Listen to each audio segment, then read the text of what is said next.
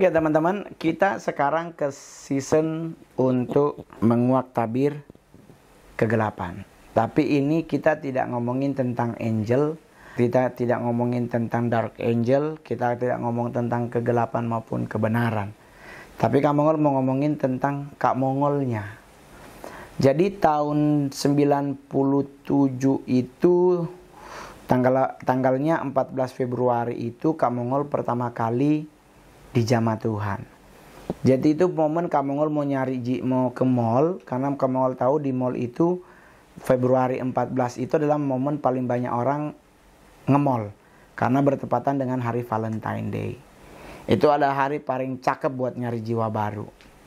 Jadi Kak Mongol ke mall, cuman feeling Kak Mongol tuh udah dari kurang lebih dari 500 meter mau ke arah mall tuh udah ada feeling not good. Karena cincinnya, the school ringnya Kak Mongol itu berubah warna yang, kalau bilang kita lah, nggak mungkin lah kita mau bilang berlian tuh. Sekalipun mungkin itu berlian karena kita nggak pernah ngecek, karena kita hanya dikasih. Jadi dia berubah warna. Otomatis kita diajarin di sana bahwa kalau dia berubah warna, berarti ada orang yang lebih kuat yang ada di seputar di area yang akan Kak Mongol datengin. Cuman kan Kak Mongol waktu itu berpikir, gua kan leader, gua kan leadership komite, gua orang kedua.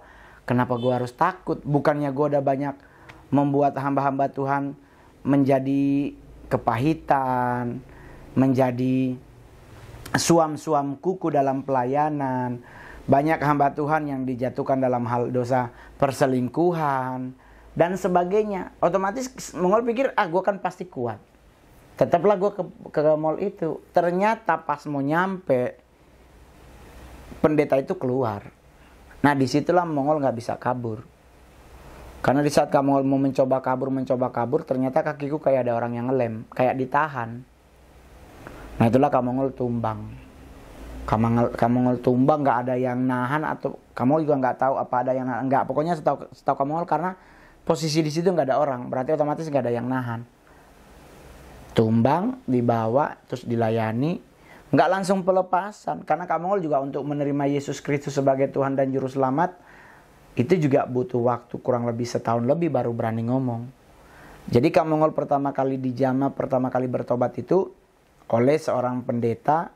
Dan itu berarti Kak Mongol masuk Kristen. Jadi buat teman-teman yang beragama Muslim, mungkin akan ada proses ruqyah gitu kan. Nah kalau Kak Mongol pelepasan. Tapi di saat pertama kali itu kejadian gak langsung pelepasan. Kak Mongol disuruh baca Alkitab tentang endingnya Satan sebagai Lord of All dengan Lucifer sebagai Lord of Lust. Jadi endingnya dia dibuang, yang satu dicari dan dibuang ke dalam lubang yang gak terhingga. Jadi otomatis itu adalah momen Kak Mongol belajar tentang banyak hal, bahwa itu proses pertobatan Kak Mongol. Jadi dari mulai belajar baca Alkitab, baru mulai pelepasan. Pelepasan muntah darah, pelepasan nemplok di dinding, pelepasan keluar transmitter, semacam kayak besi kecil, kalau bahasa Melayu bilang labran. Kalau bahasa Jakarta mungkin kayak ya besi yang kecil banget segini doang katanya. Keluar dari kepala, terus semua aksesoris satanik yang Kak Mongol miliki tuh semuanya dihancurkan. Kalung, semua dihancurkan. Baru di pelepasan ke sepersekian, baru mulai didoain soal tato naga yang ada di punggung Kak Mongol. Terus didoain juga itu butuh waktu, kurang lebih kalau nggak salah 2 bulanan baru benar-benar clear. Baru mulai mempercayai, mulai memperkatakan, mulai memikirkan tentang keselamatan yang hanya adanya dari Yesus Kristus. Jadi mulai belajar tentang pribadi ketiga yang namanya Roh Kudus, dan mulai mengalami yang namanya baptisan Roh Kudus. Mulai karunia mulai didapat dengan cara yang luar biasa, dan sampai hari ini itu menjadi luar biasa. Jadi tahun 2000 itu Kak Mongol ke Jakarta, kesaksian di gereja itu yang Kak Mongol masih kurus, itu juga masih banyak hal yang Kak Mongol nggak sampein, karena memang pertimbangannya kota besar Jakarta lebih menakutkan daripada kota Manado. Karena kita di Jakarta itu nggak ada saudara, ada saudara tapi nggak tahu di mana, ya toh. Kalau di Manado kan kalau kita kabur masih ada ini begini-begini, masih bisa di asrama begini-begini. Jadi di saat itu terjadi, Kamongol mulai mengerti, mulai memahami. Jadi di waktu kesaksian itu tahun 2000-an itu Kamongol sampai hilang dari peredaran, kurang lebih hanya aktif dalam pelayanan kesaksian setahun 2 tahunan. Setelah itu Kamongol tumbang. Karena ternyata Kamongol boleh jujur, kesaksian itu kemana-mana kasetnya. Tapi Kamongol nggak dapat royalti sama sekali. Kemana-mana pelayanan, tapi kita menerima amplopnya dari pihak kedua. Tapi apakah itu membuat Kamongol kecewa? Tidak. Yang membuat Kamongol kecewa sebenarnya adalah mereka hanya ngambil kesaksiannya Kamongol, tapi mereka juga tidak membangun imannya Kamongol. Akhirnya Kamongol hilang dari peredaran, hilang dari pelayanan. Kamongol cari kerja, bekerja, dan sampai Kamongol akhirnya mulai mendapat kerja dan mendapat kerja kantoran, dari marketing, senior marketing, sampai akhirnya Kamongol bisa masuk dunia entertain. Jadi fase yang Kamongol lewati di saat Kamongol pelepasan itu adalah fase yang paling berat dalam hidup Kamongol, karena Kamongol itu di saat pelepasan itu Kamongol tuh disiksa oleh iblis. Karena iblisnya nggak mau keluar dari badannya Kamongol. Kamongol masih ingat banget, itu masih ada banyak pendoa Tiberias, masih ada Kak Frankie Pantau, boleh tanya sama beliau. Saya masih ingat banget Papi Gilbert, Pak Yesaya Pariaji, waktu itu masih di GBI Tiberias, di Wendy's Kelapa Gading yang sekarang udah jadi area La Piazza. Setiap hari Rabu, hari Kamis itu ada ibadah pelayanan doa pelepasan. Itu memang benar-benar manifestasinya membuat Kamongol tuh akhirnya merasa capek sendiri, karena Kamongol didudukin di kursi Chitose. Jadi kursi Chitose merah itu kan ditaruh di badan Kamongol terus didudukin biar manifestasinya bisa dikontrol, tapi tetap aja bubar semuanya. Bahkan Kamongol bisa nyuruh dengan jari, kursinya lompat-lompat. Udah di minyak urapan sampai udah penuh badan Kamongol, sampai baju penuh dengan minyak urapan. Tapi Kamongol masih bisa manifestasi. Saya tidak pernah berniat, tidak pernah ada niat sedikit pun melecehkan tentang kuasa minyak urapan. Kuasa minyak urapan memang benar-benar ya dan amin. Tetapi untuk mengalahkan orang-orang yang terlibat dalam dunia satanisme, apalagi dia masuk area-area satanisme yang komunitas atau satanisme yang tim besarnya, saya rasa nggak akan pernah bisa selesai dalam waktu 1-2 hari atau 1 minggu untuk anak satanisme, terus hanya dengan menggunakan minyak urapan. Tapi saya masih ingat banget di saat kita lagi manifestasi itu hari keberapa saya pelepasan, nggak tahu dari mana ada nenek-nenek ambil bawa gitar dan dia cuma nyanyi, lagu penyembahan. Nah disitulah Mongol nggak bisa gerak, kayak ada yang ngiketin kaki dan kayak ada yang menekan tubuh, kayak badan kita tuh ketindihan kontainer. Jadi itu adalah momen yang paling luar biasa, dan saya selalu mengingatkan kepada teman-teman yang terlibat di dunia satanisme atau yang melakukan pelayanan pelepasan, ada hal-hal tertentu yang harus kita pelajari. Tapi dari semua yang ada, pujian penyembahan adalah salah satu hal yang paling sangat ditakuti oleh satanik atau okkultisme. Ingat, Pak Tony Daud bertobat cuma karena dengar lagu. Dia mau nyerang tapi pas dengar lagu itu juga cuma lagu pendek, tumbang. Dan Mongol juga sama. Waktu dengerin lagu itu, wah, kelar Kak Mongol. Tumbang, gak bisa ngomong, gak bisa gerak.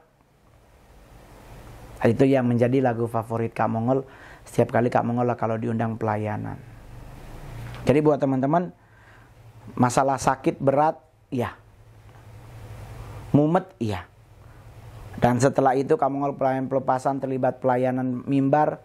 Akhirnya mereka hilang, jadi Kak Mongol juga ikut menghilang dari pelayanan. Dan akhirnya Kak Mongol mengenal dunia stand up sampai hari ini. Tetapi dari fase itu Kak Mongol hanya mundur dari gereja, tapi tidak mundur dari pilihan Kak Mongol terhadap Yesus Kristus sebagai juru selamat. Tetap Kak Mongol tidak pindah agama ataupun murtad. Tetap Kak Mongol memegang teguh iman yang sudah Kak Mongol miliki, Dan sampai hari ini Kamongol masih berdiri, bahkan syuting hari ini Kamongol masih beragama Kristen dan tetap percaya Yesus Kristus adalah juru selamatku. Jadi buat teman-teman semuanya, masalah Kamongol bertobat itu gampang. Semua anak satanik yang bertobat pasti banyak hal yang menyakitkan, sebenarnya bukan dalam hal paradigma masyarakat, tapi dalam hal berat dirinya, mumet dirinya, serangan terhadap dirinya. Udah begitu gereja juga tidak aware, tidak nge-backup. Itu juga yang membuat Kamongol tumbang. Tapi tidak semua gereja, tapi memang ada gereja yang seperti itu. Jadi buat teman-teman semuanya, oleh sebab itu kalau lu mau pengen bertumbuh, bergerejalah. Masalah gembalamu, masalah pendetamu cuek atau bagaimana, biarkanlah. Karena dia juga sama dengan kita hakikatnya. Sebagai manusia, kadang bisa mengecewakan. Tetapi kalau kita tetap berpegang teguh dan berharap kepada Kristus, kita akan mendapatkan solusi dan jalan keluar yang terbaik buat setiap masalah kita. Jadi, apakah Kamongol menyesal? Enggak. Apakah Kamongol punya motivasi yang tidak baik bikin konten ini? Enggak. Karena kalau Anda pelajari konten Kamongol nggak pernah ngajarin orang untuk nyembah setan, untuk ngurusin nyembah malaikat kegelapan, tidak. Kamongol pingin buat teman-teman tahu bahwa ternyata bermain di wilayah yang gelap akan mengorbankan banyak hal yang indah dalam hidup kita. Jadi mendingan kalau pingin sukses, dah orang tua, Tuhan, dan kemampuan diri. Udah itu aja. Masalah serangan, udah mau seminggu iya. Tapi apakah Kamongol harus takut? Enggak. Kan Tuhan yang janjikan, evil cannot touch you. Si jahat tidak akan pernah bisa menjamahmu. Otomatis itu yang kita pegang teguh. Masalah kameranya lah sendiri, mesin cuci bunyi sendiri, TV nyala sendiri, ada orang yang nyuci baju, ada orang yang nyuci piring, bahkan Nanda dengan Didit sama Caca ke rumah Kamongol, bahkan mereka sampai bilang, wow, ternyata lumayan kenceng rumahmu Bang Mongol. Tapi apakah Kamongol harus takut? Enggak. Tapi apakah Kamongol hidupnya suci? Enggak juga. Kan ada yang nanya, lah kan Kamongol udah anak Tuhan, tapi kok masih onani? Nah pertanyaan Kamongol kembali lagi. Dosa kan urusan saya dengan Tuhanku. Apakah dengan saya onani Roh Kudus pergi? Kan tidak. Berarti kalau Anda berpikir Roh Kudus pergi, berarti Anda sangat salah berpikir seperti itu. Yang benar Roh Kudus itu berduka. Nah kalau Kamongol melakukan dosa kan urusannya Kamongol dengan Tuhan. Di saat Kamongol menyadari dosa dan Kamongol minta ampun sama Tuhan, kan Alkitab juga bilang, aku adalah Allah yang setia dan adil. Otomatis apakah Kamongol, oh berarti Kamongol kalau udah anak Tuhan gak boleh begitu loh. Manusia punya hawa dan nafsu. Nggak ada manusia yang boleh menang dari hawa nafsu. Ada paling segelintir. Tapi kalau Kamongol, ya itulah Kamongol. Gua nggak mau munafik dengan hidup sok-sok suci, sok-sok kudus, sok-sok haleluya. Enggak. Inilah diriku. Dari 100 hal yang gua harus ubah biar nggak menjadi dosa, ya gue cuma jatuh di 1 dosa.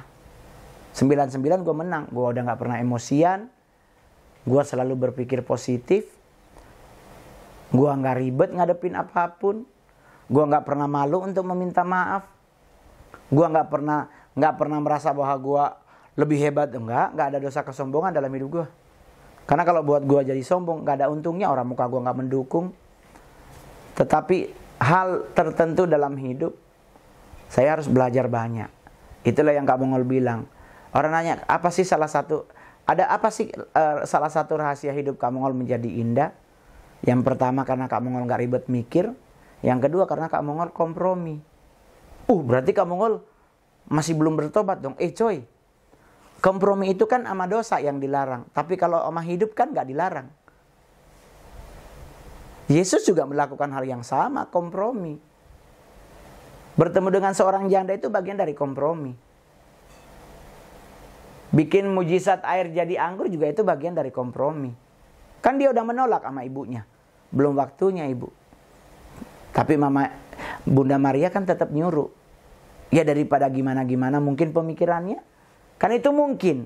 Akhirnya ya udah dia bilang isilah tempayan. Itu bagian dari kompromi. Itulah kompromi hidup. Kompromi hidup di dunia entertain itu penting banget. Tetapi kompromi dengan dosa itu yang dilarang. Jadi teman-teman jangan bilang, oh kita nggak boleh kompromi. Coy, lu masih hidup di bumi. Lu nggak hidup di surga. Lu masih hidup di bumi. Lu masih ada kalanya lu harus berbohong. Lu harus tersenyum sekalipun menyakitkan. Itu juga kebohongan. Atau dalam hal berumah tangga otak lu, emang kita nggak selingkuh dalam hal rumah tangga.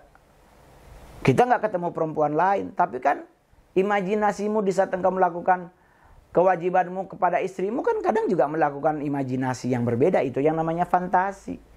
Dosa, ya iyalah. Karena selingkuh tidak hanya dilakukan dengan Anda bertemu dengan orang. Tapi selingkuh dalam pikiranmu pun itu dari bagian dari dosa. Jadi Kak Mongol selalu bilang hidup ini kompromi bro. Kompromi lah dengan hidup. Target kantor lu nggak tercapai. Lu kalau nggak kompromi, get out dari kantor.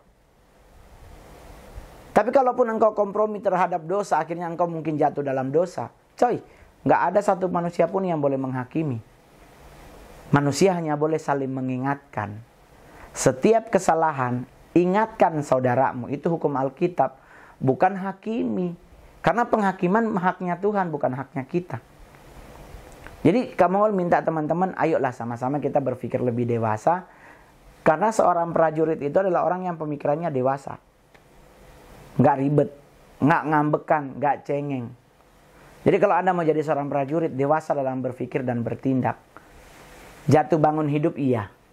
Tetapi kan Tuhan bilang, setiap anak Tuhan nggak akan pernah sampai tergeletak. Jatuh iya, tapi nggak sampai tergeletak karena tangan Tuhan akan menolongmu. Akan menopangnya untuk tetap berdiri. Jadi, ayo kita tetap menjadi anak Tuhan yang luar biasa. Mendukakan Roh Kudus, pasti manusia ada yang melakukan hal tersebut. Tapi kan tetap ingat, kan kita tinggal minta ampun terhadap dosa dan kesalahan kita. Kita undang lagi kembali Roh Kudus untuk menuntun hidup kita. Kan Roh Kudus bisa kita minta bantu, mengingatkan untuk aku jangan sampai begini. Mampukan aku bisa melewati. Itu kan namanya kita menyerah. Otomatis kita minta bantuan Roh Kudus untuk menuntun hidup kita. Dan itu juga kamu lakukan. Dan mohon maaf teman-teman, kamu juga onani gak setiap hari. Udah usia 40. Jadi otomatis ya kalau kadang-kadang ya kadang-kadang sebulan kah berapa gitu. Ya udah. Tapi itulah diri gue. Itulah diri Kak Mongol. Tidak mau dengan hal-hal yang sok benar sok suci. Kak Mongol masih pakai anting ya, gue masih pakai anting. Karena saya bukan pendeta gereja yang pendeta tetap. Saya adalah seorang seniman. Kasar-kasar sombongnya saya orang artis. Di dunia entertain kan memang begitu kita. Apakah di dunia entertain terus lu nggak boleh pakai begituan? Cuy. Emang lu yang punya PH? Lu menentukan lu pakai apa? Lu kalau main film harus jadi apa? Ya lu harus terima. Karena lu dibayar. Kecuali engkau adalah gembala sidang utuh dalam sebuah gereja. Ya Anda harus terlihat seperti seorang gembala. Nggak boleh marah. Nggak boleh ini. Gitu. Tapi kamu kalau jujur itu kamu lakukan day by day untuk menjadi pribadi yang lebih mulia, lebih baik lagi ke depannya. Itulah Kak Mongol.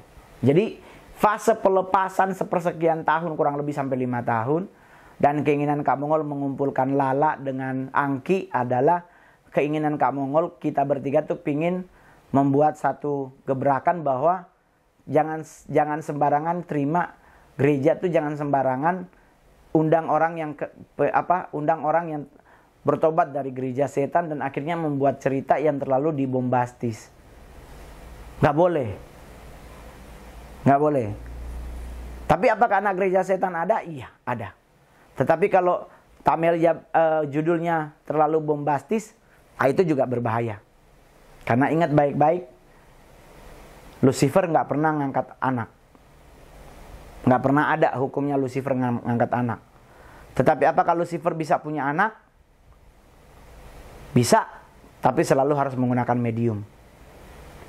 Karena Lucifer udah malaikat, udah roh. Ngapain dia bikin adik, ngangkat anak?